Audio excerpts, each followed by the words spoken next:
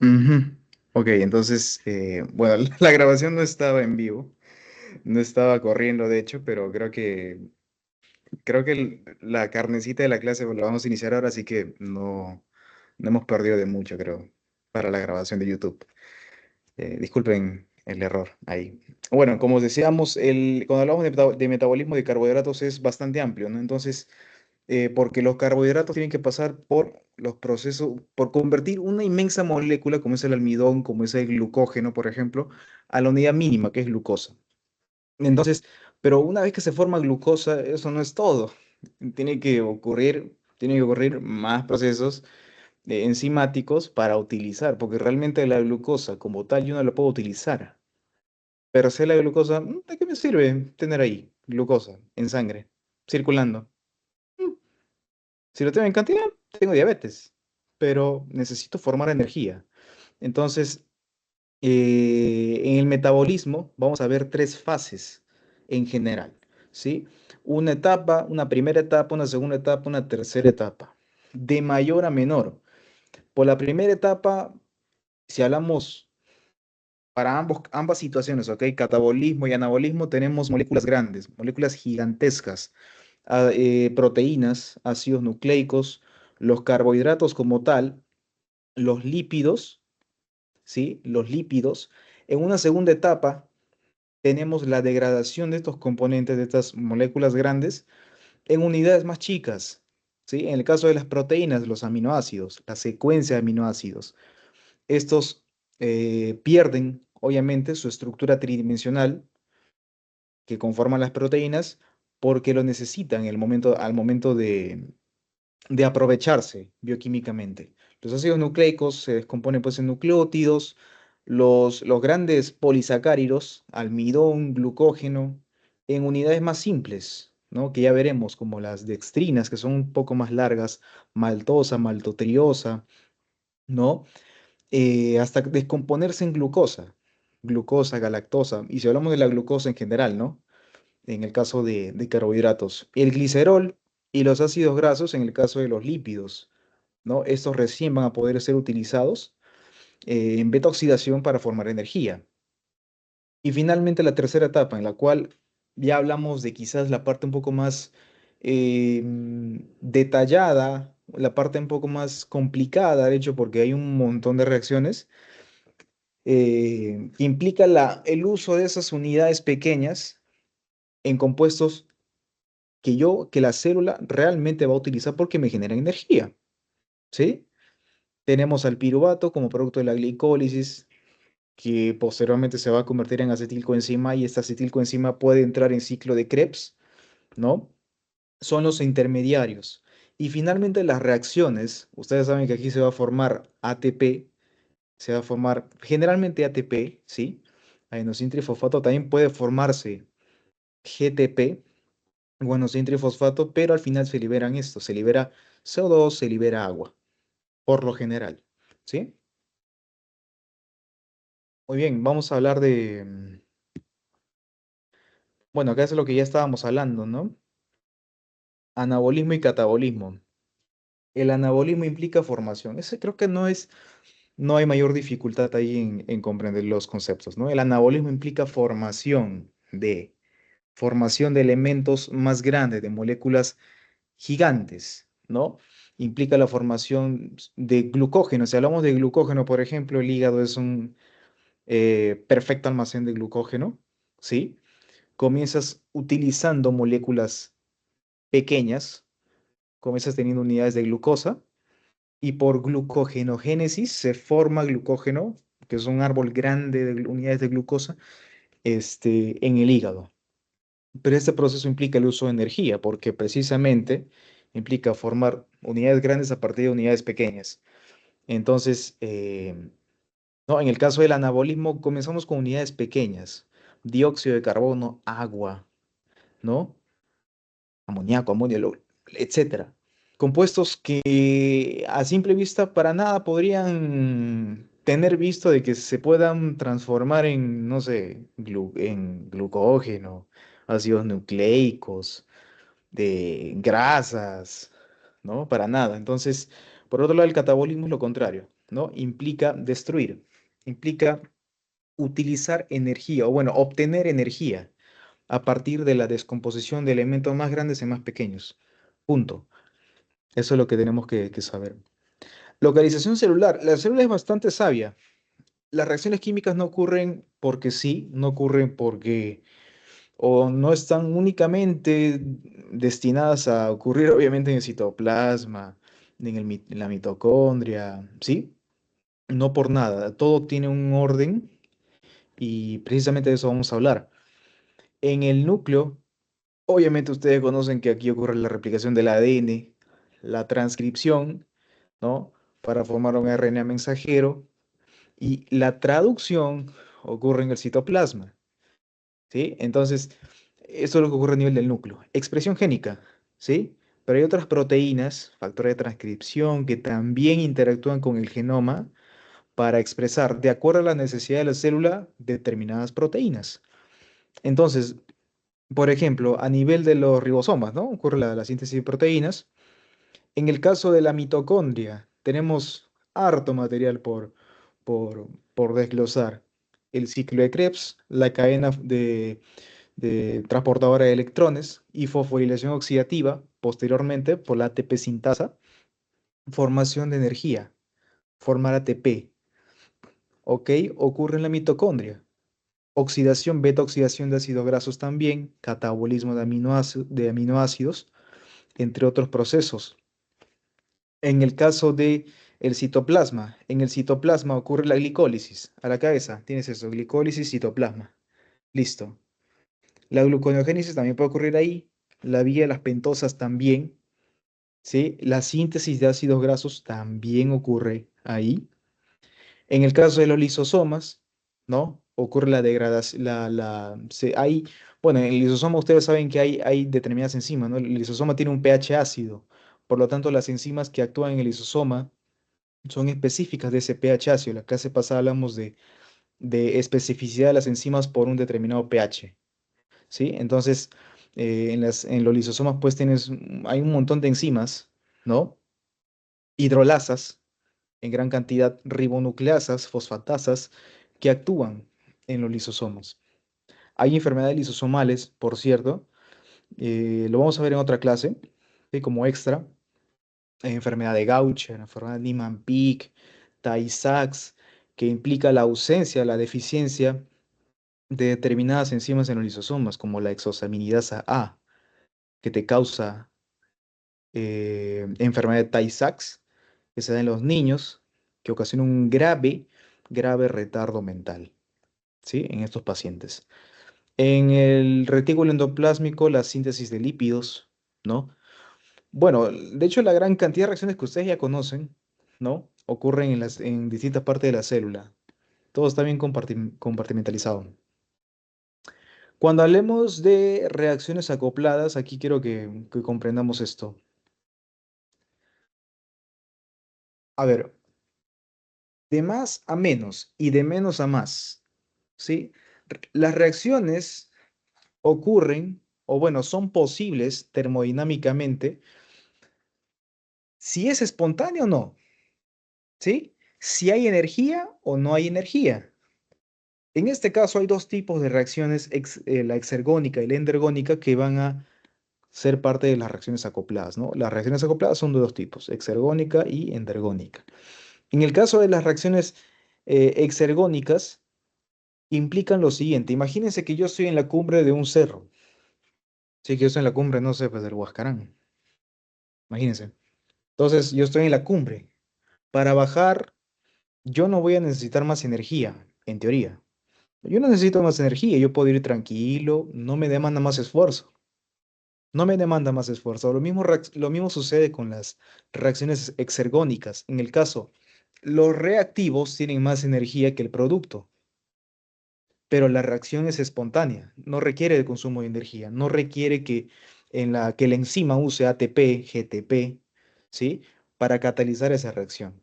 La reacción es espontánea, va como en una pirámide, va como en caída desde una cumbre, ¿sí? Los reactantes tienen más energía que los productos. En el caso de las reacciones endergónicas sucede lo contrario. ¿sí? Y aquí hablamos de las reacciones, pues, anabólicas, ¿sí? Gran parte de las reacciones anabólicas, por ejemplo. En la otra, las catabólicas, donde formamos energía más bien. En el caso de las reacciones endergónicas, el producto va a tener más energía que el reactante, ¿sí? Que el sustrato. Eso implica que, al contrario, yo use energía, porque no es espontáneo. Porque no es espontáneo, necesito un combustible para formar. Aquí es de menos a más, la exergónica, de más a menos. La endergónica, de menos a más. Reactantes con poca energía me forman productos con gran energía, con el uso de energía, con el uso de energía en el intermedio. Por tanto, no es espontáneo. Entonces, ¿de qué nos sirve conocer estos dos modelos que en realidad se acoplan para formar una reacción acoplada? ¿Qué quiere decir? Que la formación de energía en una reacción, ¿sí? Me puede servir para utilizar precisamente esa energía en otra. Entonces la célula es bastante solidaria en ese sentido, ¿no? Forma energía en un lado para utilizarla en otro, para que sea posible termodinámicamente. ¿En qué sentido? Por ejemplo, tienes la glucosa, ¿no? La glucosa, durante el proceso que tú gustes, glicólisis, ciclo de ácido cítrico, fosforilación oxidativa, todo eso en conjunto, ¿sí? Se va a formar al final, en tercera fase, dióxido de carbono, agua y calor. Pero en ese proceso yo puedo formar ATP, yo formo ATP, yo formo energía. Pero listo, tengo ATP. Entonces yo necesito ese ATP para varias reacciones. Sí, para una reacción anabólica, como formar polipéptidos, como formar proteínas a partir de aminoácidos. Uso esa energía y se libera ADP. Y este ADP, mediante la glucosa, o un montón de reacciones, de hecho, que me puedan generar ATP, ¿sí? Beta-oxidación, por ejemplo, ¿no? Yo puedo regenerar ATP y ese ATP se vuelve a utilizar. Entonces, aquí hablamos del término del delta de Gibbs. El delta de Gibbs me habla de equilibrio termodinámico entre reacciones. Mejor dicho, en buen cristiano, si una reacción, ¿sí? Usa o no energía, si una reacción es o no espontánea. Si el delta de Gibbs es menor a cero, -1, -2, -3, -4, -5, es espontáneo. Eso quiere decir que no se utiliza energía, ocurre por sí sola. Pero si un delta de Gibbs es mayor a 0, 1, 2, 3, 4, etcétera, quiere decir que requiere ATP, por lo general. Puedo usar GTP, depende, ¿sí? Requiere energía. Y si el delta de Gibbs, acá no está, es igual a 0, quiere decir que está en equilibrio. Sí, quiere decir que está en equilibrio, está en equilibrio termodinámico, ¿no? Eso implica el conocimiento del delta de Gibbs. Vamos a hablar ahora de señalización. A ver qué hora es. 4:30. Ok. Vamos a hablar ahora de señalización celular. Cuando hablamos de señalizador, esto ustedes también lo chequearon en biología, ¿sí? La señalización implica toda esa traducción de señales, todos los componentes, las proteínas, la cascada, ¿sí? La cascada que ocurre dentro de la célula luego de que ésta haya recibido una señal, un ligando, ¿sí? Este ligando necesita un receptor que está en la membrana, ¿sí? Pero también puede estar en citoplasma, como los receptores de esteroides, por ejemplo. Pero en el caso, si queremos hablar en términos puntuales aquí, el receptor está en la membrana, tiene un ligando, todo este proceso es el primer paso de recepción, ¿sí? Luego viene la traducción de la señal, la traducción de la señal. Y aquí vamos a ver la implicancia de una serie de proteínas, de una serie de proteínas. Implica traducción porque precisamente la señal que llegó, tengo que hacerla trabajar con una cascada de señalización. Y la amplificación ya viene a ser, bueno, el proceso por el cual esa señal se torna masiva. Y vamos a hablar de segundos mensajeros, ¿no? Tienen al lado derecho una imagen, ¿no? tengo la señal del extracelular que viene a fijarse en el receptor, en la membrana, está activa, ¿no? Una serie de proteínas que me transduce la señal y se forman los segundos mensajeros para amplificar esa señal, ¿no? El segundo mensajero más conocido aquí es el AMP cíclico. Lo vamos a ver ahorita. ¿Qué implica esto? Que desde una señal simple se activa una cascada y esta cascada puede llegar al núcleo de la célula y causar un cambio en la célula, un cambio metabólico con la célula o en otras células, ¿sí? Porque la actividad de una célula puede influir en otra. Entonces, vamos a ver el tema de señalización más a detalle con el tema de las proteínas G. El sistema de los receptores acoplados a proteína G es bastante interesante, bastante importante, de hecho. La proteína G, ¿sí? O bueno, los receptores acoplados a proteína G son bastante especiales. Hay varios tipos. Bueno, no son bastante, son de hecho al final es sencillo al final de comprender, pero vamos conociendo paso a paso qué es lo que ocurre, ¿sí? Este receptor requiere una señal. Este receptor de por sí está fijado precisamente a una proteína G. Fundamentalmente, y para fines del curso, conozcan estos tres tipos de proteína G, la proteína GI, GS y GQ, ¿sí? Entonces, tengan en mente eso, proteína GS, GI, GQ. El receptor capta la señal de un ligando, ¿sí? Capta la señal de un ligando. Ahora, esta proteína G, estructuralmente, si se pueden dar cuenta, está ligada, o bueno, molecularmente tiene tres subunidades. La subunidad alfa, la beta y la gamma. La subunidad alfa es la que tiene bastante importancia porque esta es la que, al contacto del ligando con el receptor, se deslinda del complejo beta-gamma.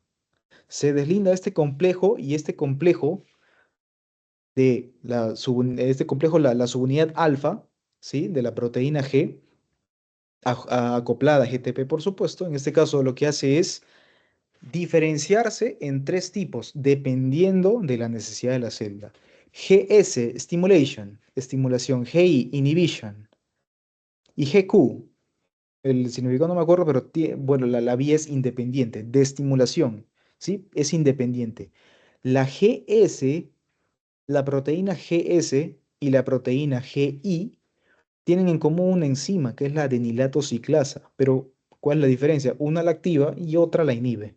La GS, stimulation, estimula la adenilato ciclasa, mientras la GI, la inhibition, inhibe adenilato ciclasa. Si yo activo la adenilato ciclasa, formo AMP cíclico a partir de ATP. El ATP, ustedes saben que tienes una cadena ahí, una cadena lineal, ¿sí? Tienes una cadena lineal y la anilato ciclasa lo que hace es ciclar, cerrar con enlace covalente la molécula y formar adenosina monofosfato con la liberación de pirofosfato, ¿sí? Cicla el adenosina monofosfato, se libera pirofosfato y se sella, se forma AMP cíclico. El AMP cíclico es un segundo mensajero. Es un segundo mensajero. ¿Y cuál es el asunto?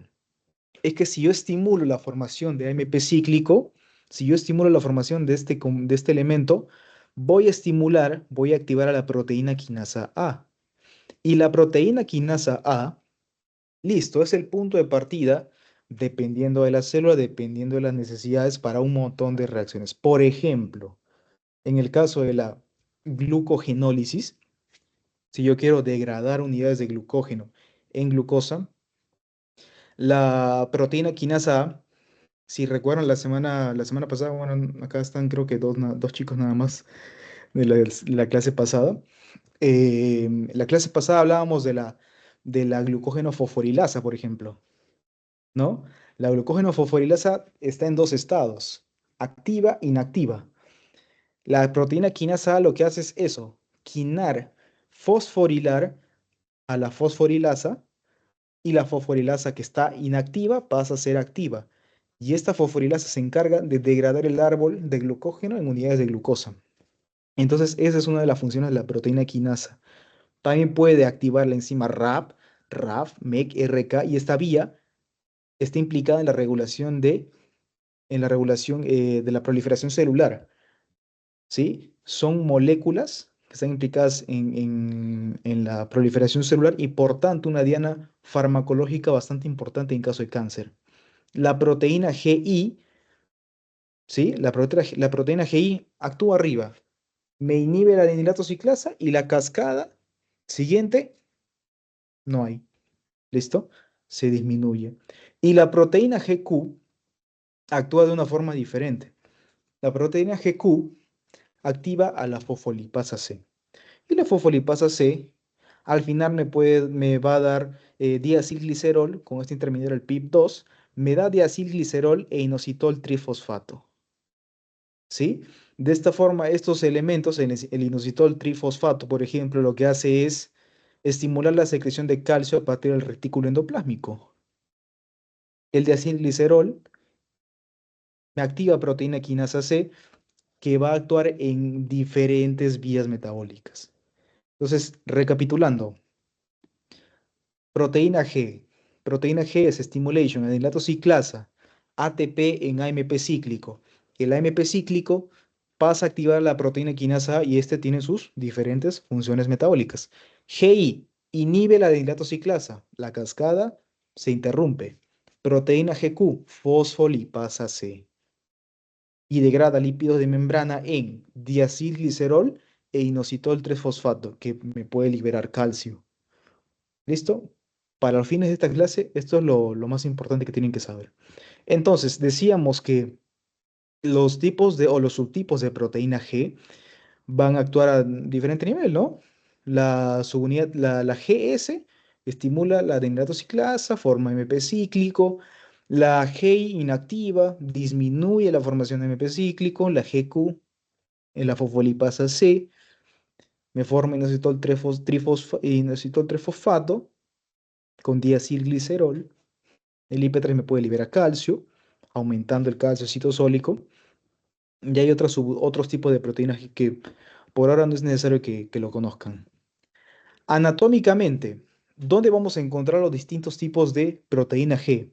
La proteína GS está en el receptor beta adrenérgico. ¿Qué es el receptor beta adrenérgico? El sistema autónomo se divide en dos: sistema simpático y parasimpático. Entre las moléculas por excelencia, el sistema simpático es la adrenalina. Y la adrenalina, ¿sí? Tiene receptores. Sus receptores pueden ser alfa, pueden ser beta, ¿sí? En el caso de los receptores beta adrenérgicos, esta señal que se fija a la membrana en el receptor beta adrenérgico está acoplada a una proteína G. Una proteína GS, una proteína GS que me activa, ¿sí? Ustedes ya vieron la cascada, ¿sí? Proteína GS, adenilato ciclasa, ATP en AMP cíclico, y el AMP cíclico activa la proteína quinasa, ¿sí? También tenemos al receptor de endotelina, el glucagón, ¿no? Para la formación de glucosa, para la liberación de glucosa a partir del glucógeno en el hígado. La proteína GI de inhibición en el receptor alfa adrenérgico, receptor alfa 2, en el receptor 5-hidroxitriptamina, ¿sí? En el receptor 0 de serotonina, 5-hidroxitriptamina. En los receptores muscarínicos de la acetilcolina, porque la acetilcolina, molécula por excelencia del sistema nervioso parasimpático, ¿sí? Ya hablamos del simpático con la adrenalina, pero el parasimpático tiene la acetilcolina con dos tipos de receptores, los nicotínicos y los muscarínicos. En el caso del receptor muscarínico, este está acoplado a proteína G, porque el receptor nicotínico, no se confunda acá nunca, el receptor nicotínico de la acetilcolina es canal iónico, es una respuesta rápida, mientras que la respuesta muscarínica es un poco más lenta.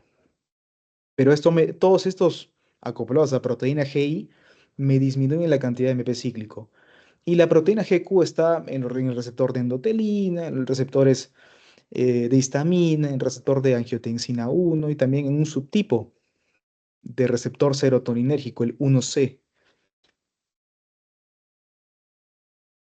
Sí, a ver. Siéntanse libres de interrumpirme en cualquier momento. Yo Yo aclaro la duda ahí nomás y, y podemos avanzar.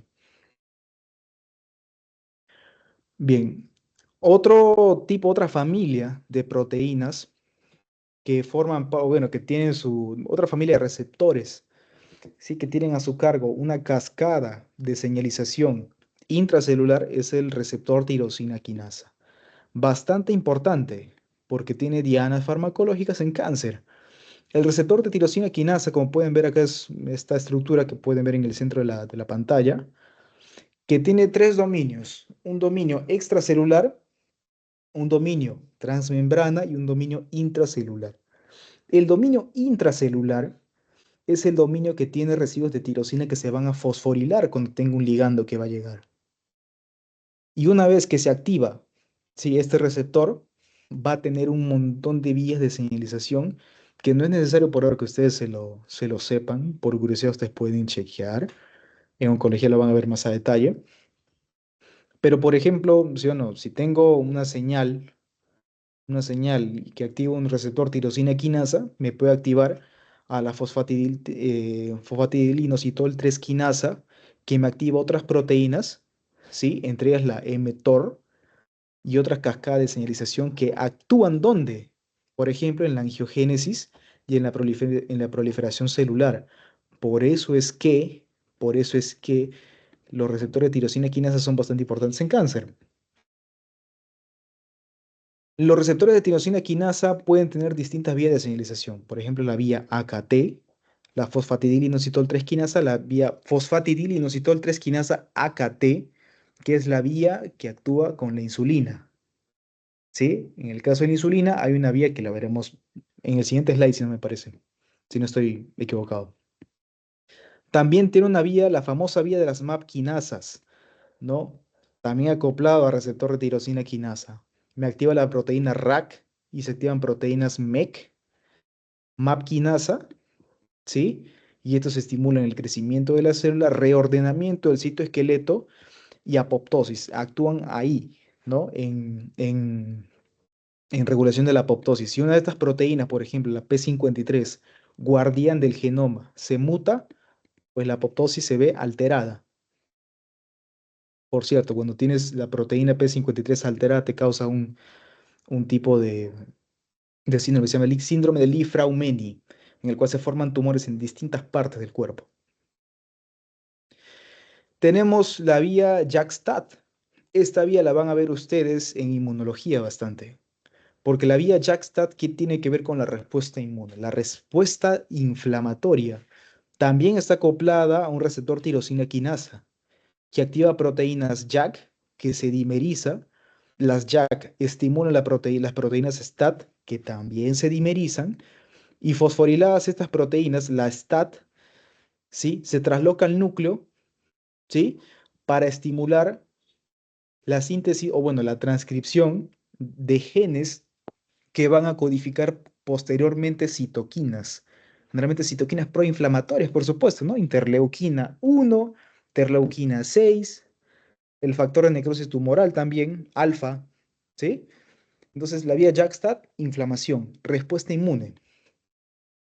Y bueno, tenemos la famosa, en cáncer, la famosa vía de señalización RAS, que activa todas estas proteínas, la familia RAS-K, RAS, HRAS, que me van a activar la proteína RAF, ¿sí? Esta se va a fosforilar, activa MEC1, JNK y también algunas proteínas de la MAP quinasa y estimula la translocación al núcleo de factores de transcripción como CFOS y C-Jun, que lo que hacen también es regular el ciclo celular. Si estas proteínas, o bueno, las mutaciones en la proteína RAS ocurren, vamos a tener muy probablemente determinado tipo de cáncer, ¿no? Dependiendo. Ojo que estas mutaciones o las mutaciones en distintas proteínas que ocurren en estas vías pueden generar distintos tipos de cáncer.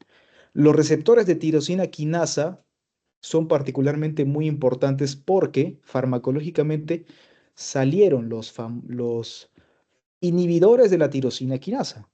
No quiero que se aprendan estos fármacos ahorita solo para que lo conozcan, como el apatinib, el erlotinib, el gefitinib, que actúan como,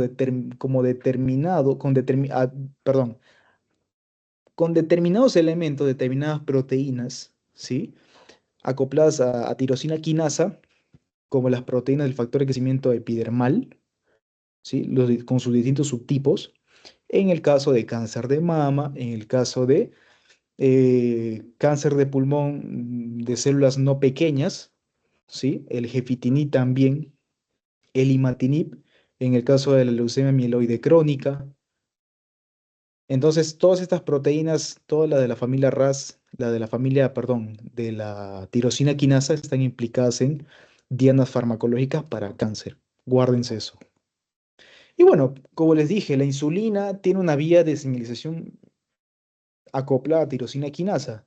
Tengo la proteína, el receptor, en el cual le llega la insulina y lo que hace es fosforilar al sustrato receptor de insulina y este activa una vía de fosfatidilinositol 3 quinasa AKT, que va a interactuar con la proteína mTOR, ¿sí?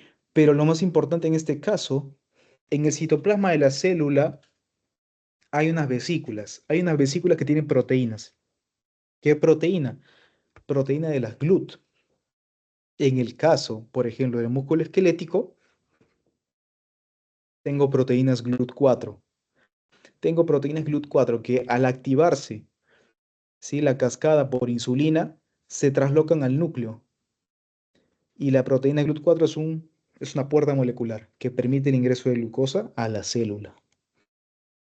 Vamos a hablar de la segunda y la parte final de la clase. Tiene que ver con digestión. Bien, vamos a entrar de lleno a lo que respecta a carbohidratos. Entonces, los carbohidratos dijimos, si yo me como una papa, me como un plátano seda, me como arroz, me como cereales potentes, ¿sí? Estos elementos, la glucosa, en estas situaciones se va a ver en moléculas gigantes, como el almidón. El almidón, ¿ya? También tenemos al glucógeno, pero en este caso, si quiero hablar de entrada, hablamos de almidón. El almidón tiene dos componentes, ¿sí? La amilosa y la amilopectina. Ahora, ¿qué sucede? Acuérdense, amilosa, amilopectina. La amilosa químicamente forma enlaces alfa 1,4 entre un carbono y otro, entre el carbono 1 de un determinado, sí, de una determinada glucosa y el otro carbono en la posición 4, alfa 1,4, amilosa, nada más. En el caso de la amilopectina, se pueden formar enlaces alfa 1,4, pero también puedo alzar un bracito para conectarme con otra secuencia de moléculas mediante un enlace alfa 1,6, alfa 1,6. ¿De acuerdo? Amilosa, alfa 1,4, amilopectina, alfa 1,6. Entonces, ¿qué sucede en la boca? En la saliva tenemos la amilasa pancreática, ¿sí? La amilasa pancreática, vamos a ver esta imagen, está mejor. Sí. La amilasa, la amilasa salival, en este caso, lo que va a hacer es descomponer estas unidades grandes de glucosa, estos polisacáridos, en dextrinas, más maltosa, me puede descomponer también en unidades de glucosa, pero muy, muy, muy poco, la verdad. Entonces, por lo general se forman dextrinas, que son estas unidades, también son polímeros, ¿sí? De azúcar. Entonces, estas dextrinas, lo que hacen, se pasa el bolo alimenticio, llega al estómago, pero en el estómago tenemos ácido clorhídrico, desinfección, se forma el, el quimo, ¿no? Y más allá no podría ser, no se podría hacer, entonces lo que necesita es el aporte del páncreas. Y el páncreas aporta la amilasa pancreática. La amilasa pancreática es la que a estas dextrinas las va desintegrando en maltosa, lactosa, sacarosa. ¿De acuerdo? Entonces, estas unidades más pequeñas, estas unidades más pequeñas, maltosa, lactosa y sacarosa, tienen que descomponerse a las unidades más chiquitas, a las unidades fundamentales. En el caso de la maltosa, La maltosa por maltasa se forman dos moléculas de glucosa. En el caso de la lactosa, por la lactasa me forma galactosa y glucosa. La sacarosa, el azúcar rubia de la casa, por la sacarasa me forma fructosa más glucosa. Y estas unidades, estos monómeros, son los que finalmente pueden entrar en circulación a través de un mecanismo de transporte que veremos después. Entonces, acá para recapitular, ¿no? Con esta gráfica. Tengo la alfa milasa que me descompone los enlaces alfa 1,4 y alfa 1,6, dependiendo si se trata de la amilopectina, de la milasa amilopectina, dependiendo, ¿no? Descomponiéndose en dextrinas, maltotriosa, maltopentosa, maltoptosa, también maltosa, por ejemplo, ¿sí? Pero estas son son unidades grandes que requieren todavía descomponerse. Y ya en el intestino, una vez que se ha formado sacarosa, maltosa e isomaltosa por acción de la alfa milasa pancreática, pancreática, estos compuestos, estos disacáridos, si son disacáridos, miren acá tienen dos unidades, recién pueden descomponerse por sacarosa en glucosa más fructosa, la maltosa en dos glucosas y la isomaltosa, en el caso de la isomaltosa, dos glucosas también, ¿no? Entonces, eso es lo que hay que reconocer, lo que hay que saber. La lactosa, ustedes ya saben, ¿no? Galactosa más glucosa. Esto es típico de los exámenes, ¿sí? Esto es casi lo típico que preguntan. Tengo paciente con deficiencia de lactosa. ¿Qué unidades no se formarán? Galactosa, glucosa. Tengo paciente con determinada deficiencia en una enzima. ¿Qué elementos se verán interrumpidos? Entonces, si uno sabe qué es lo que forma cada enzima, pues va a tener la respuesta. No se olviden, maltosa, dos glucosas, lactosa, galactosa y glucosa, sacarosa, fructosa más glucosa. Y bien, a ver, esto es, sí, todo lo que respecta a estos pasos. Vamos a hablar ahora de transporte. Vamos a hablar ahora de transporte. Cuando hablemos de transporte, en este caso de las unidades más chicas, glucosa, galactosa, fructosa, recuerda muy bien, vamos a hablar de las proteínas GLUT, de las proteínas SGLT1, ¿no? A ver, tipo de SGLT, ¿sí? Pero para los fines de gastro, ¿no? De captación de glucosa por parte del enterocito, vamos a hablar del SGLT1. ¿Qué significa SGLT1? Sodium Glucose, ¿ok? Sodium Glucose Transporter. Sodium glucose, ¿qué decir? Es un cotransportador. El SGLT es un cotransportador de sodio y glucosa. En este caso, este transportador utiliza el gradiente iónico del sodio. ¿Sí? Ustedes saben que el sodio tiene, en este caso tiene tengo dos iones sodio. Se utiliza ese gradiente de mayor concentración a menor junto con glucosa y galactosa. Ojo, en su forma dextro, en su forma dextro. Entonces, el SGLT1 es un cotransportador que me mete sodio, glucosa, galactosa. ¿De acuerdo? Cotransportador. Tengo la GLUT2. La GLUT2 es un tipo de glucose transporter, que se encuentra en el enterocito. El GLUT2 se encuentra en el enterocito, no se olviden. ¿Qué me transporta glucosa, galactosa? Me puede ingresar, puede meter o puede sacar glucosa, galactosa del enterocito. Y el GLUT5 exclusivo de la fructosa. De eso no se olviden, GLUT5 exclusivo de fructosa en el enterocito. Ahora, estas moléculas una vez que entran, tiene que haber un equilibrio entre intracelular y extracelular. ¿Sí? En este caso, al lado izquierdo de la pantalla ustedes pueden ver la lumen del enterocito, las vellosidades, y del lado derecho tenemos en teoría, ¿no? La sangre o en la circulación. Entonces tiene que haber una gradiente, tiene que haber un equilibrio de gradiente.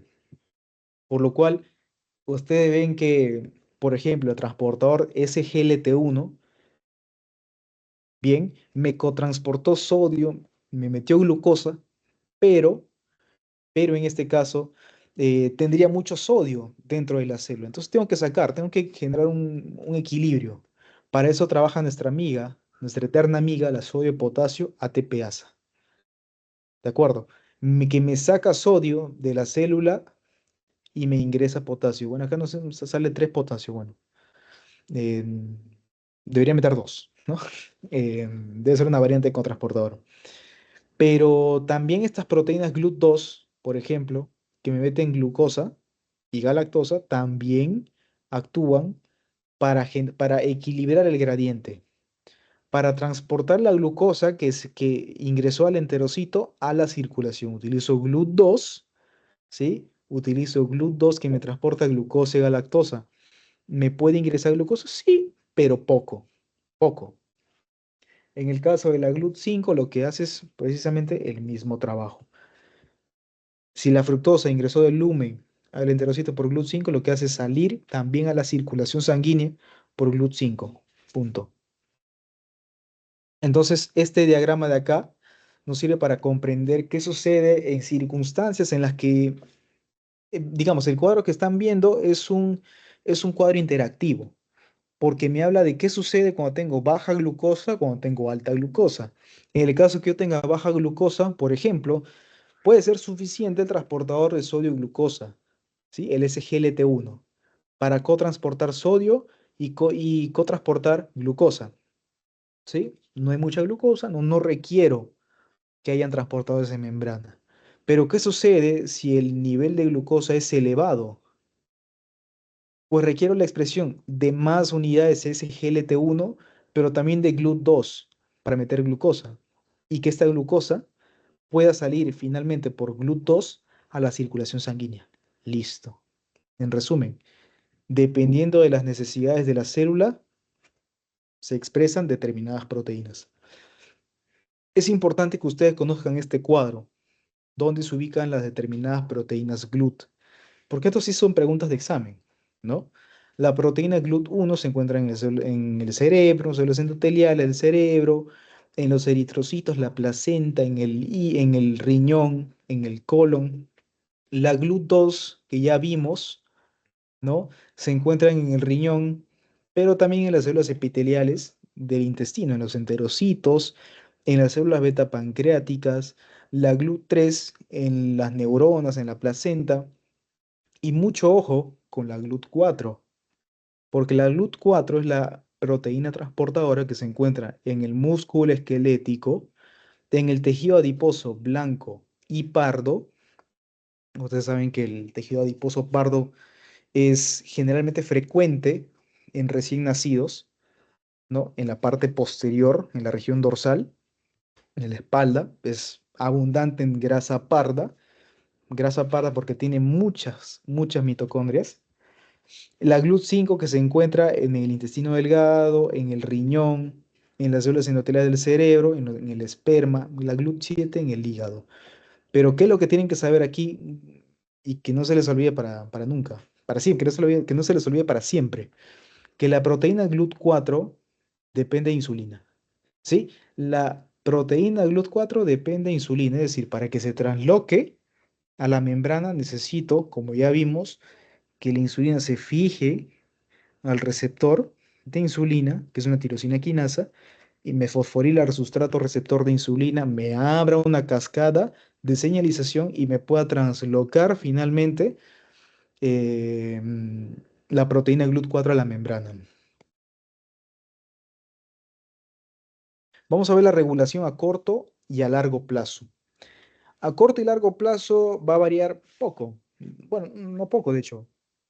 O sea, sí varía regularmente, pero digamos que al final ambas están acopladas, ¿no? Siempre hay un punto de comunicación. A corto plazo, a corto plazo, quiere decir, por ejemplo, yo ingiero algo, ingiero un alimento, me tomo mi desayuno, mi almuerzo, la cena, depende. Pues inicialmente el estómago puede transducir señales mecánicas, señales químicas, por la presencia de, de determinadas moléculas que es que recibe, me pueden transducir esas señales, ¿sí? Me pueden traducir señales mecánicas y señales químicas. ¿De acuerdo? En este caso, por ejemplo, pueden ver el primer cuadro, ¿no? Tengo, en este caso, un vaciamiento gástrico elevado. ¿Qué quiere decir? Que simplemente que la comida sale del estómago a la circulación, al duodeno, al yeyuno, al ilion, a todo lo que me reste tubo digestivo, por señales mecánicas, porque hay un gran volumen. El estómago se comienza a expandir. Esta es una señal para aumentar el vaciamiento gástrico. El vaciamiento gástrico es luego bajo, pero no inexistente en la segunda comida, dependiendo. ¿Sí? Entonces, quiero que comprendan eso. No siempre hay señales mecánicas, señales químicas que me van a regular la motilidad del tubo digestivo. Ahora, al lado derecho pueden ver las principales moléculas que actúan a corto plazo, precisamente. Tenemos a la colecistoquinina, tenemos a la grelina, tenemos a la proteína PII, ¿sí? Que son las principales que vamos a ver en este apartado, en esta clase, porque la colecistoquinina, por ejemplo, la colecistoquinina, ustedes saben que esta molécula estimula la contracción de la vesícula biliar, por lo tanto, facilita la secreción de bilis al duodeno, ¿sí? Para facilitar la emulsificación de grasas, por ejemplo. También estimula la secreción pancreática, la secreción gástrica, pero es un potente inhibidor, ojo, de la saciedad. Es un inhibidor de la saciedad. Esto lo van a ver en su teoría. Junto con ella tenemos a la proteína PII que se encarga de disminuir la motilidad gástrica y el vaciamiento también, por ejemplo. Pero por otro lado tenemos a la grelina. La grelina está en verde y la grelina es una proteína, ¿sí? Que se encarga de aumentar el hambre. Es una hormona que se encarga de aumentar el hambre, al contrario que la colecistoquinina y la proteína II, la PII, que son del apetito, inhibidores del apetito. Entonces, eh, uy, el circuito de retroalimentación es eso, ¿no? La grelina estimula el vaciamiento gástrico junto con la distensión del estómago, ¿no? Pero tenemos a la colecistoquinina, a la proteína II que se encargan de inhibir el vaciamiento gástrico y el hambre, ¿de acuerdo? Entonces, todos estos procesos están regulados, están equilibrados. Tengo elementos que me van a aumentar el hambre, que me van a aumentar el vaciamiento gástrico y elementos que no. Si queremos hablar de la regulación a largo plazo, vamos a hablar de dos moléculas principalmente. Conocemos a la insulina, ustedes seguramente ya la conocen, ya la han escuchado bastante, y a la leptina. ¿Qué sucede? La insulina es una molécula que se secreta que se secreta, perdón, por las células beta de los islotes de Langerhans del páncreas. Entonces, la insulina que se escinde de la preproinsulina, que es un precursor, la insulina se secreta con el péptido C, o que descienden de la preproinsulina. La insulina también se secreta con amilina por parte de las células beta, ¿sí? La insulina es una hormona que tiene múltiples funciones en el cuerpo, pero es importante conocer lo básico en este caso. La insulina a nivel del tejido muscular, por ejemplo, facilita la captación de glucosa y el uso de glucosa, el uso de energía, por tanto. La insulina es el regulador del apetito también, disminuye el apetito, disminuye el apetito. La insulina disminuye la liberación de glucosa por parte del hígado, es decir, inhibe la glucogenólisis, la degradación de glucógeno en unidades de glucosa, ¿sí? Y en el tejido adiposo sucede algo interesante que les va a ayudar a comprender la fisiopatología de la diabetes, por ejemplo. ¿Qué sucede con el tejido adiposo? La insulina tiene un papel lipogénico. Es decir, a la insulina lo que hace es favorecer al almacén de grasa. Y por otro lado, más bien, inhibe la lipólisis, inhibe la degradación de grasa. Por lo tanto, por ejemplo, en un paciente, supongamos, tienes un paciente con diabetes tipo 1 o un paciente con diabetes tipo 2 de larga data. Un paciente con diabetes tipo 2, por ejemplo, me hace inicialmente resistencia a la insulina, pero luego me va a desarrollar falla en la célula beta y disminución de insulina. Por lo tanto, este paciente va a comenzar a quemar grasa porque no hay insulina o puede haber resistencia, ¿no? En ambos casos. Me comienza a quemar grasa. Tú dices, este señor lo veo flaquito, ha bajado de peso, su glucosa debe estar elevada, algunos dicen, ¿no? ¿Al toque piensan en eso? Su glucosa puede estar elevada. ¿Sí? ¿Puede ser? Sí. Es un efecto, por ejemplo, en la diabetes. Es un signo clínico, ¿sí? Una alta actividad lipolítica en el caso de la diabetes, porque o bien tengo resistencia a insulina, o por otro lado, no tengo insulina, por lo tanto, la grasa se comienza a quemar y los músculos se comienzan a hipotrofiar en muchos casos. ¿De acuerdo? Los músculos se comienzan a adelgazar en pacientes diabéticos. ¿De acuerdo? Y si la insulina es un círculo vicioso, fíjense, la insulina se encarga de evitar que el hígado me libere un montón de glucosa, en el caso de un paciente diabético, en el cual no tengo insulina o tengo resistencia a la insulina, pues se va a liberar un montón de glucosa en sangre, se va a degradar y tengo más glucosa en circulación, más resistencia a la insulina, más daño de célula beta. Es un círculo vicioso muy, muy peligroso. Entonces, cuando hablemos de la regulación del apetito, lo importante es que ustedes conozcan cómo es que actúan estas dos hormonas o cómo se equilibran ambas, ¿no? Entonces, comencemos por el centro de la imagen. Ustedes tienen una determinada cantidad de alimentos, ¿sí? Que se ingieren en la dieta. Entonces, estos alimentos, ustedes saben que después del consumo hay una secreción de insulina, secreción de insulina postprandial por parte de las células beta. Esta secreción de insulina actúa en el adipocito, ¿de acuerdo? En el adipocito, en el cual se va a estimular la secreción de leptina, porque la leptina es producida por el adipocito, es secretada por el adipocito. Y la leptina es una hormona bien interesante.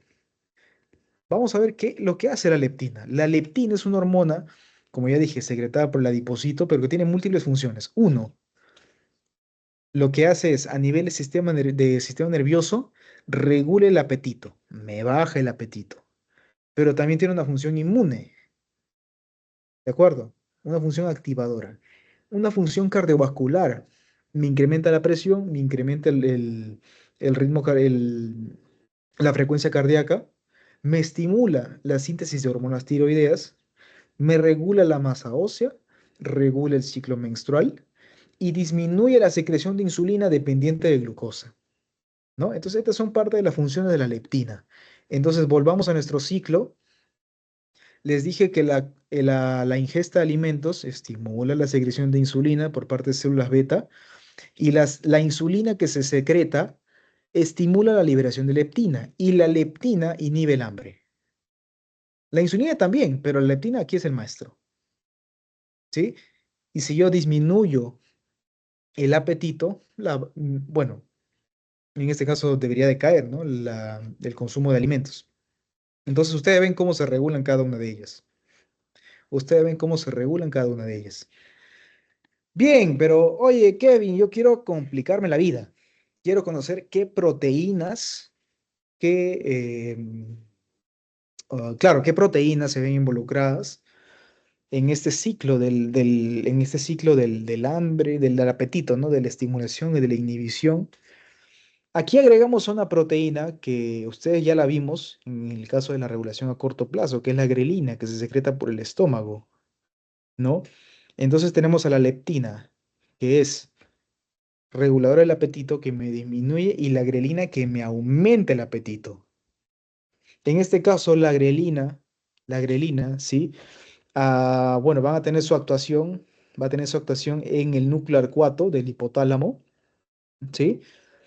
Por grelina que se produce tanto en el estómago y que es transportada por el nervio vago al núcleo arcuato, como también el hipotálamo puede segregar grelina.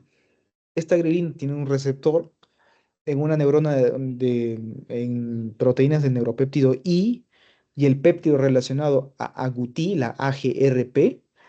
Péptido relacionado a agouti. Agouti viene por el nombre de las investigaciones que se hicieron respecto al color de los ratones. Sí, es una investigación que no tiene nada que ver ahorita, pero el nombre está ahí. Péptido relacionado con agouti y el neuropéptido I. En el caso de la grelina, la interacción de la proteína con su receptor me estimula el apetito y la leptina me inhibe, me baja el apetito. ¿Sí? Punto. Pues ese es el ciclo, ¿sí? No se olviden jamás. Bien, ya estamos terminando la clase, casi, sí, más o menos. Este es un resumen de lo que hemos visto, ¿no? De cuáles son las moléculas principales que actúan en la regulación de precisamente eso, del hambre, ¿no? De la motilidad gástrica, del vaciamiento gástrico, la leptina que se produce por el tejido adiposo, me controla el hambre, me disminuye el hambre, ¿no? La gastrina, bueno, eso ya ustedes ya verán en fisiología, ¿no? La gastrina estimula las células eh, enterocromafin para liberar histamina. La histamina tiene un papel que libera protones, ¿no? Disminuyendo el pH de la mucosa, es decir, secretando ácido clorhídrico. Pero sí, este es otro tema. La colecistoquinina libera bilis, ¿no? Porque contrae la vesícula biliar, pero también es un potente inhibidor de la saciedad y del vaciamiento gástrico. La secretina actúa en el páncreas para secretar agua y bicarbonato. Una perla para gastro, porque si el ácido clorhídrico que está en el estómago sigue bajando, se formó el quimo, sigue bajando, llega a la porción, llega al duodeno, y lo que el páncreas hace, ustedes saben que el páncreas tiene una función endocrina y exocrina. La función exocrina precisamente me va a, me va a brindar enzimas, ¿no? Como la amilasa pancreática, la lipasa, que degrada lípidos, pero me secreta agua y bicarbonato para regular el pH, ¿sí? Por el ácido que se ha secretado en el estómago. Es una de las funciones exocrinas del páncreas. Pero ¿qué sucede con el páncreas endocrino? El páncreas endocrino, tienes acá a las células de los islotes de Langerhans y tienes a la insulina, que es secretada por las células beta, y el glucagón, que es secretada por las células alfa. El glucagón tiene un papel, en este caso, glucogenolítico, ¿de acuerdo? Antigluconeogénico, es decir, inhibe la formación, perdón, gluconeogénico y glucogenolítico, es decir, facilita la degradación de glucosa a partir del glucógeno y me forma glucosa por gluconeogénesis. ¿De acuerdo? La idea es liberar glucosa. Puedo formar glucosa por gluconeogénesis o liberarla por parte del glucógeno, a partir del glucógeno, a la circulación sanguínea. ¿De acuerdo? Entonces, la insulina tiene, ya vimos, un montón de funciones, pero a nivel del músculo, a nivel del tejido adiposo y a nivel del hígado, ¿de acuerdo? Se encargan de reabsorber glucosa, ¿no? En el caso del GLUT4 es dependiente de insulina. Los transportadores de glucosa son dependientes de insulina.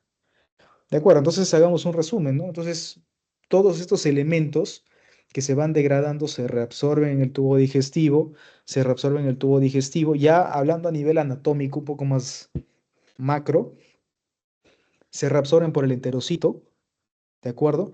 Estos pasan a la circulación por la vena porta, la circulación portal del hígado. Llega al hígado y en el hígado ya tenemos la distribución hacia, ustedes ya llevaron anatomía, venas suprahepáticas, sistema de la vena cava, ¿de acuerdo? Y posteriormente ya habrá la distribución sistémica, ¿no? Lleva glucosa a las distintas partes del cuerpo. Entonces, chicos, hemos llegado a la parte final teórica, a la parte final teórica de la clase, y me gustaría compartir con ustedes unas cuantas preguntas. Cuatro preguntas a los que no estén aquí o los que no estuvieron en la clase pasada. Mi técnica consiste en traerles preguntas tipo Facultad de Medicina USMP, es decir, preguntas similares a las que ustedes les van a tomar en el examen parcial, en el examen final. Y la segunda modalidad de preguntas, que ya viene de mi parte, son las preguntas tipo USMLE Step 1. Las preguntas del USMLE Step 1, el USMLE Step 1 es uno de los exámenes, seguro ustedes, alguno de ustedes ya debe conocer, parte de los exámenes para obtener la licencia médica en Estados Unidos. A mí me gustan bastante estas preguntas porque se presentan en modalidad caso clínico, pero me hacen pensar en las ciencias básicas. Me obligan a pensar, me obligan a contextualizarme dentro de, en el caso de bioquímica, en una ruta metabólica específica. Tengo un problema clínico, tengo un problema, ¿sí? En este caso, un enfermo, una determinada patología y me hace hallar la respuesta, pero yo recordando mis conocimientos básicos. Por lo tanto, acá la técnica del plagio, pues no te sirve de mucho, ¿no? Porque no son preguntas puntuales, no es como que cuáles son los enlaces que degrada tal enzima en los carbohidratos. Pues son preguntas para pensar. Entonces, pero comencemos con lo básico. Comencemos con las preguntas más sencillas.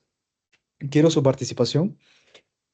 Uno, ¿cuál es el producto final de la digestión de la sacarosa en el intestino delgado?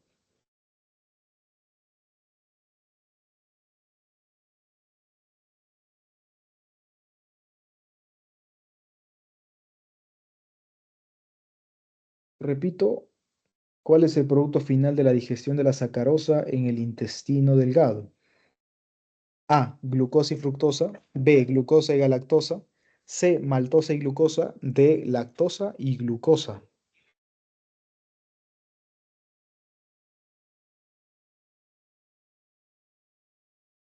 Si alguien tiene la respuesta, puede activar su micrófono y comentarnos. Si no, podemos avanzar.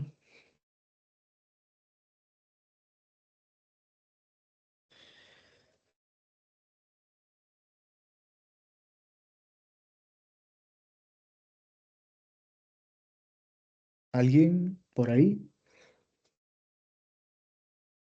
La letra A. Excelente, excelente Grace. Glucosa y fructosa.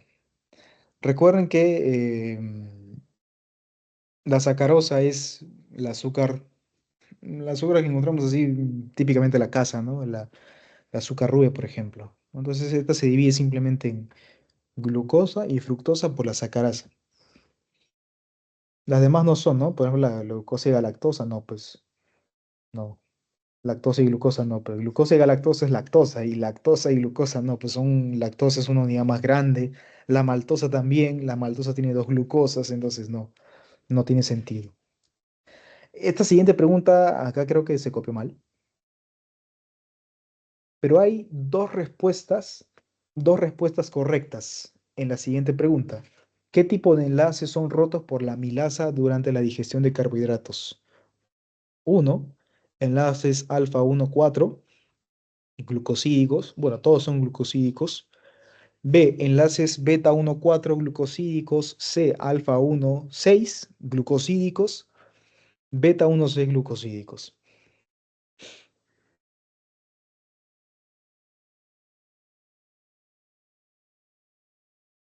Los 1, 4, los dos. 1,4, solo 1,4. Los enlaces 1,4 glucosídicos. No. Bueno, el alfa sería para la alfa milasa, ¿no? Ujú, ujú, pero bueno, acá hay dos.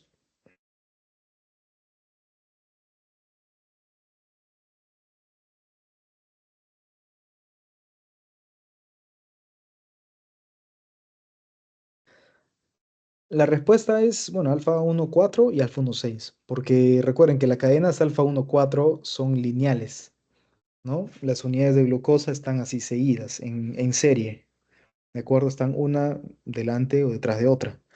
Y el enlace es entre carbono 1, carbono 4 de una y otra, alfa 1,4, y los enlaces alfa 1,6, que son em, perpendiculares, ¿sí? Si hablamos de así, geométricamente, son perpendiculares y me conectan alfa 1,6, alfa 1,6. Entonces, ahí, bueno, se copiaron dos respuestas correctas. Vamos a la siguiente pregunta. Señale lo correcto con respecto a la vía de señalización. A. La insulina actúa estimulando una tirosina quinasa. B. Las isomerasas y deshidrogenasas conforman las vías de la señalización. C. La vía de señalización lo conforman el efector, transductor y amplificador. D. El glucagón actúa convirtiendo AMP en AMP cíclico. Bueno, y ahí hay una más. E. Está mal copiada. ¿Ya? Hagan de cuenta que solo es hasta AMPC. Hasta aquí nada más. Lo demás ya no es.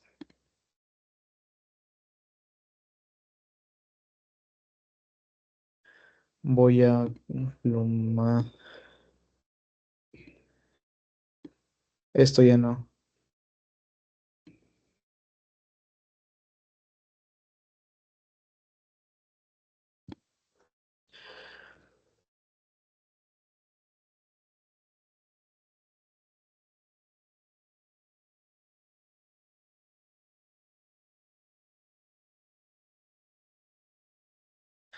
Alguien que tenga la respuesta ahí.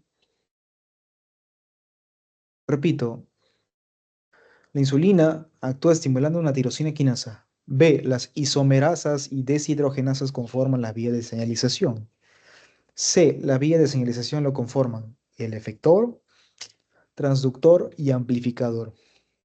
D. El glucagón actúa convirtiendo AMP en AMP cíclico.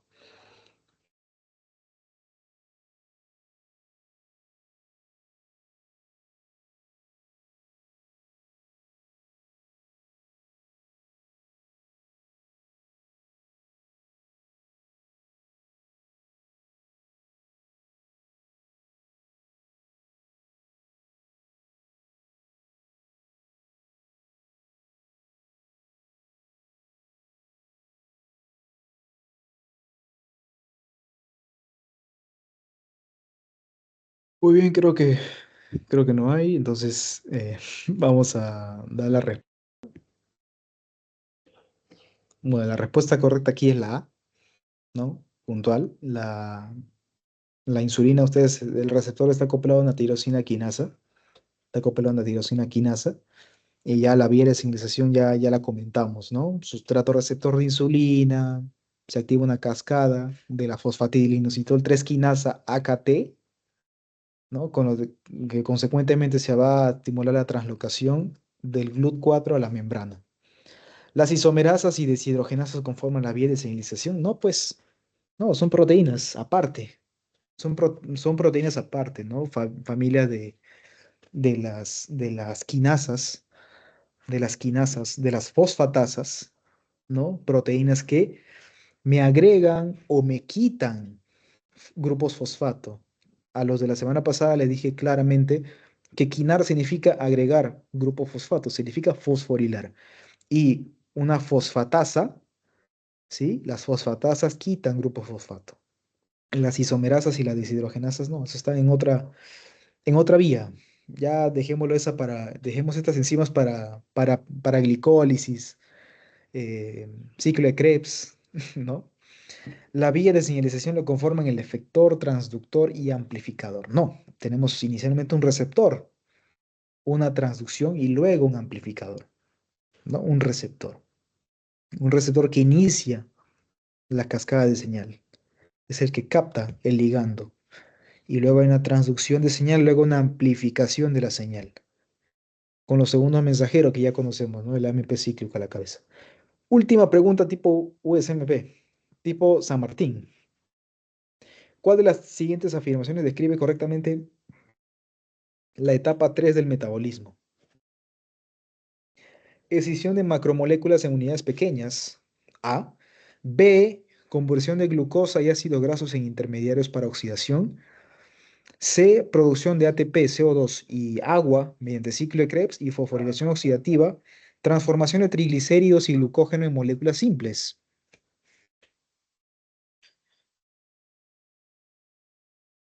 ¿La D? ¿Perdón? ¿Podría ser la D? La D. Ujú, D de dedo. A ver, coméntanos por qué podría ser la D, Octavio.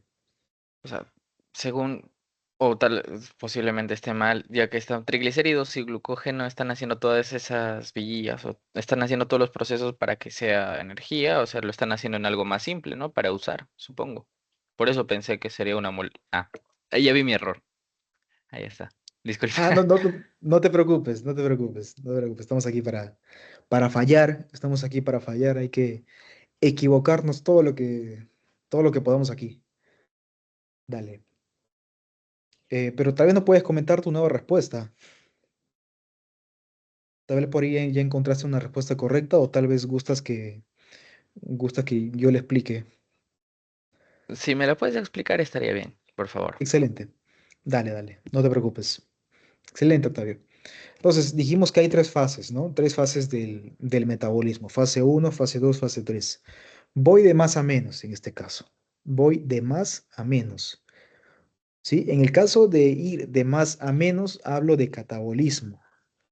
De catabolismo, porque ¿esto qué significa? Que yo voy de moléculas grandes, ácidos nucleicos, ¿sí? Ácidos nucleicos, polisacáridos grandes como glucógeno, como almidón, proteínas grandes, lípidos en su diversidad, ¿no? Voy de unidades más grandes a unidades más pequeñas. Esto en la fase uno. En la fase 2 tengo intermediarios, en los cuales ya tengo unidades más pequeñas. En el caso de las proteínas tengo aminoácidos, ¿sí? En el caso de los carbohidratos tengo la glucosa. En el caso de los ácidos nucleicos, a los nucleótidos, a las unidades básicas. En el caso de los lípidos, tengo los ácidos grasos y tengo al glicerol, por ejemplo. Fase 2. Intermediarios. En esa fase ya tengo una serie de reacciones intermediarias, ya hablamos de metabolismo intermediario, pero la fase final consiste en la formación de unidades cada vez más simples, productos finales de degradación. A la cabeza lo que me va a ser bastante útil, el ATP. Por lo tanto, la respuesta es la C, ¿no? La producción de ATP, dióxido de carbono, mediante ciclo de Krebs y fosforilación oxidativa. Las demás preguntas como que no entran, las demás respuestas, perdón, no entran dentro de lo que hablamos porque, por ejemplo, la A me dice escisión de macromoléculas en unidades más pequeñas. No, en la etapa 3 ya tengo unidades más pequeñas. Ya tengo unidades más pequeñas. Ya tengo ATP, tengo dióxido, tengo agua. Conversión de glucosa y ácidos grasos en intermediarios para oxidación. No, eso ocurre en la fase 2, ¿no? La glucosa me puede entrar en glicólisis. Los ácidos grasos me entran en beta oxidación en la mitocondria, ¿no? ¿Y qué me dice la alternativa D? Transformación de triglicéridos y glucógeno en moléculas más simples. No, esto ya ocurre igual, ¿no? En la fase uno. Es casi un sinónimo con lo que vimos en la alternativa de unidades más grandes en unidades más pequeñas. Entonces, no olvidar fase uno, fase 2, fase 3. Fase uno, moléculas grandes, ¿sí? Proteínas, ácidos nucleicos, lípidos en su diversidad, ¿no? Carbohidratos, polisacáridos gigantescos como el almidón, el glucógeno. Fase 2, intermediarios metabólicos, glucosa, ácido graso, glicerol, nucleótidos, aminoácidos. Fase 3 tengo productos finales de degradación, productos que van a ser útiles a la célula como la energía, como el dióxido de carbono, como el agua. ¿Sí? Listo. Y ya para cerrar, simplemente para traerles dos preguntitas cortas de tipo Step 1, son tipo caso clínico. Vamos a resolver tal vez una y tal vez dos. Vamos a ver si nos da el tiempo. Creo que sí, 5:30. Entonces, nos dice, imagínense que ustedes están en la consulta. Un niño de 3 años es llevado al pediatra por episodios recurrentes de diarrea acuosa y deshidratación. Listo. Diarrea acuosa y deshidratación, especialmente luego de consumir alimentos ricos en carbohidratos. Los exámenes de laboratorio me muestran niveles normales de electrolitos. Listo. Es decir, le han hecho probablemente un AGA, ¿no? Un análisis de gases arteriales, depende, ¿no? O un análisis de gases venosos, ¿no? Si es más complicado obtener una arteria, pero dos electrolitos están normal. Pero se detectan niveles bajos de glucosa en suero postprandial. Glucosa postprandial. La madre menciona que el niño tiene un historial de infecciones frecuentes. Infecciones frecuentes. Se sospecha un defecto en el transportador eh, SGLT1. Este SGLT1 ya lo vimos, ¿no? Vamos a resolver este caso así desde el simple criterio, ¿no? Desde arriba. Tengo un paciente de 3 años, es un paciente joven. Tiene diarrea acuosa y deshidratación. Especialmente a la hora de consumir carbohidratos. Si me voy al punto final, tengo un defecto en el SGLT1. Ustedes ya recuerdan qué es lo que hace el SGLT1. Es un cotransportador. Es un cotransportador de sodio y glucosa por la gradiente de sodio. ¿De acuerdo? Por ósmosis se sigue la gradiente del sodio. No, por ósmosis no, perdón. Simplemente por la gradiente electroquímica del sodio se transporta glucosa al interior del enterocito. Si el paciente tiene un defecto a este nivel, pues no va a haber glucosa que pueda entrar por este transportador, por este transportador. ¿De acuerdo? Por lo tanto, por lo tanto, y hay un punto bastante importante que nos dice, la madre menciona que el niño tiene un historial de infecciones frecuentes. Ujú. Cuando ustedes vean esto, infecciones frecuentes, una de las causas de esto es lo siguiente. Bien, por ejemplo, las bacterias para funcionar, para vivir, necesitan carbohidratos, necesitan glucosa también, necesitan glucosa. Entonces, si yo tengo un defecto en el transportador SGLT1 va a haber en este paciente una disminución de glucosa en la sangre, va a disminuir. Por lo tanto, ¿qué nos dicen las alternativas? Tengo un aumento de glucosa en las heces, B, glucosuria, C, hipersecreción de insulina postprandial, disminución de la absorción de galactosa, ¿sí? Nos dice cuál es el hallazgo más probable.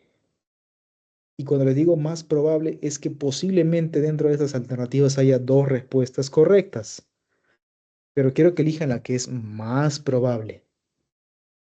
¿Alguien por ahí nos puede tener la idea de qué puede estar pasando aquí?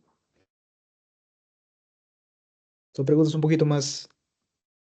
poco más avanzadas, pero si no hay nadie, normal podemos resolverlas.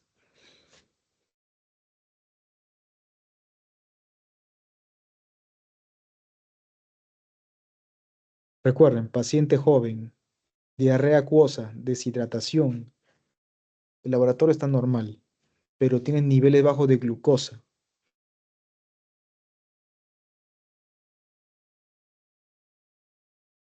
Tienes infecciones frecuentes.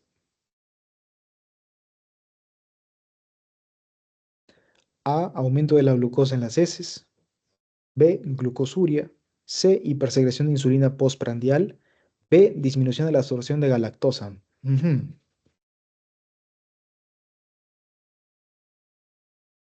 ¿Alguien por ahí?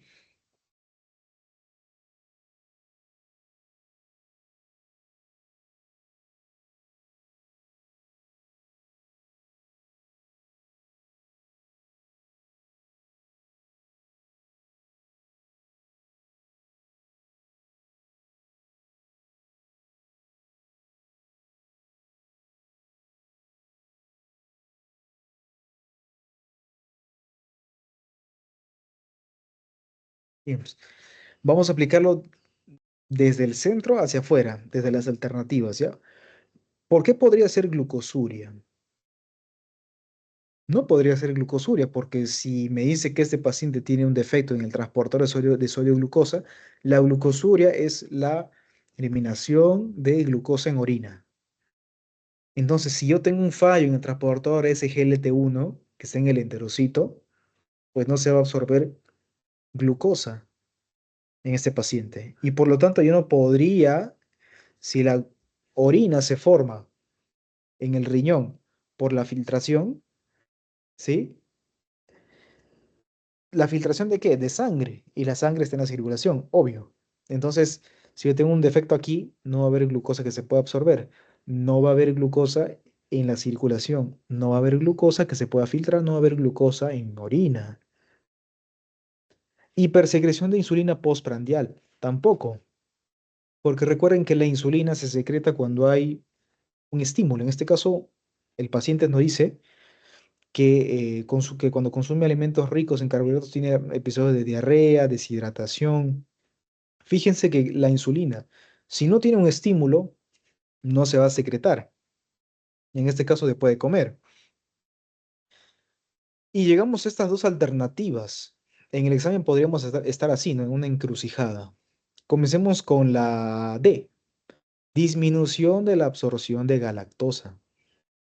Disminución de la absorción de galactosa. No podría ser. Podría absorberse, sí, pero poco. Es muy poco probable. Se va a ir en pocas cantidades. Mientras que la alternativa A, aumento de la glucosa en heces, es la más acertada, la más precisa, porque si yo tengo glucosa que no se puede absorber por el SGLT1 en el enterocito, esta glucosa va a continuar, va a continuar en el tubo digestivo, va a continuar viajando, va a continuar viajando y si yo hago un examen, un examen químico de heces a este paciente, voy a ver niveles elevados de glucosa en heces, porque no se puede absorber, porque no se puede absorber. Entonces ustedes con este tipo de preguntas ya los pongo a pensar clínicamente. Segunda pregunta, vamos a hacer dos nada más. Un paciente con un tumor endocrino que produce altos niveles de catecolaminas presenta síntomas como cefaleas, hipertensión severa y palpitaciones. ¿Sí? Em, qué tipo de tumor nos podría causar este cuadro clínico? Para que lo conozcan, para cultura general, ¿no? De medicina, el feocromocitoma. El feocromocitoma es un tumor que se forma en la médula de la glándula suprarrenal, ¿sí? Y la médula, ustedes saben por histología que la médula libera catecolaminas. Entonces el paciente puede llegar con crisis hipertensiva, palpitaciones, cefaleas, ¿sí? Por la liberación de catecolaminas. Se realiza una serie de pruebas y se identifica que el tumor está asociado con la actividad crónica de una vía de señalización que involucra la proteína GQ. Se administra un inhibidor específico que bloquea la producción de un segundo mensajero en esta vía. ¿Sí? Proteína GQ.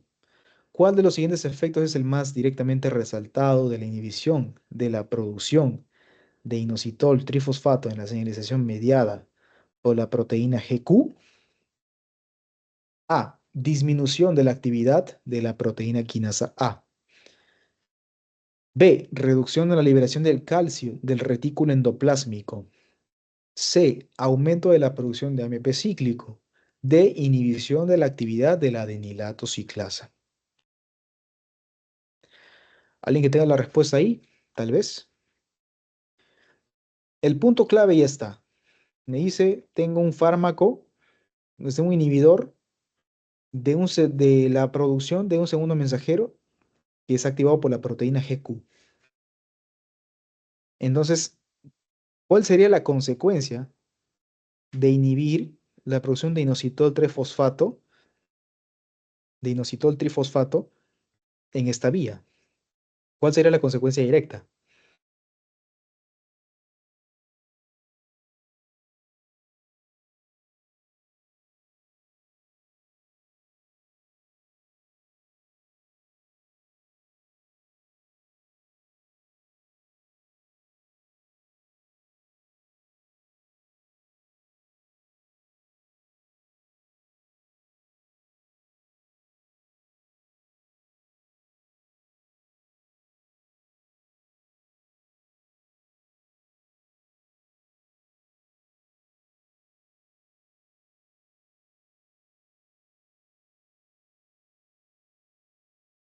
¿Alguien por ahí?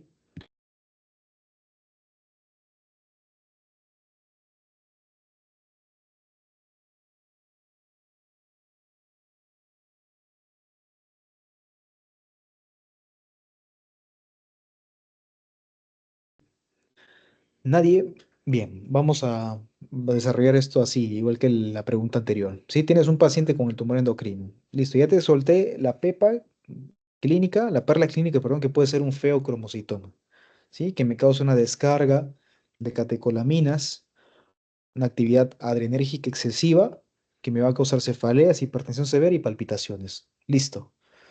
El examen nos dice que, en este caso un examen molecular, que la proteína o la vía de señalización involucrada es una vía de la proteína GQ, ¿sí? Y se ha dado un fármaco, un inhibidor, que inhibe la producción de un segundo mensajero.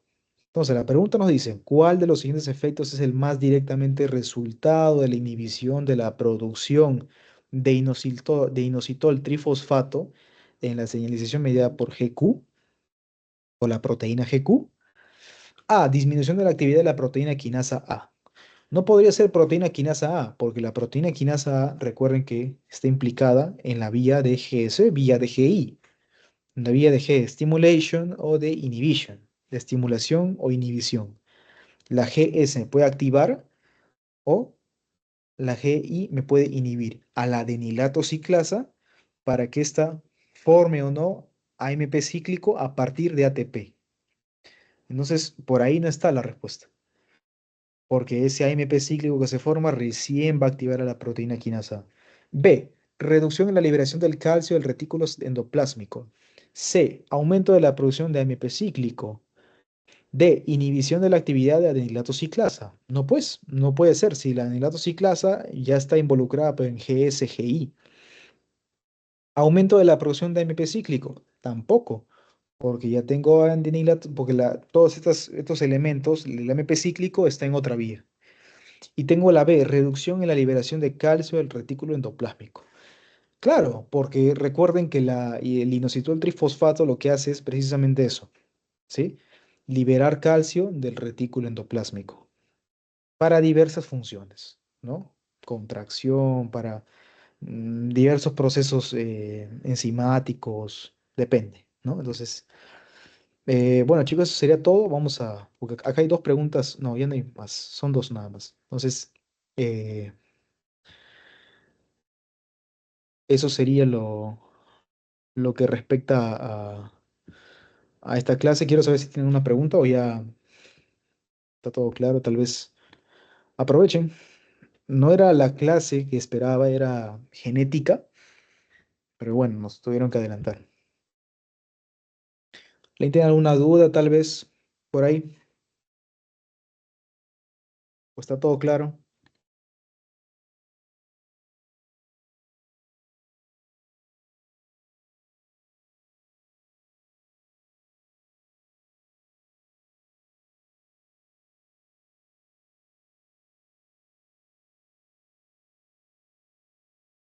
Pues está todo claro. Muchas gracias.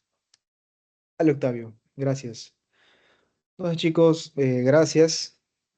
Hemos completado 1 hora 47 y ya con esto estamos en contacto. Pásenle la voz a sus compañeros para que también se unan a las asesorías.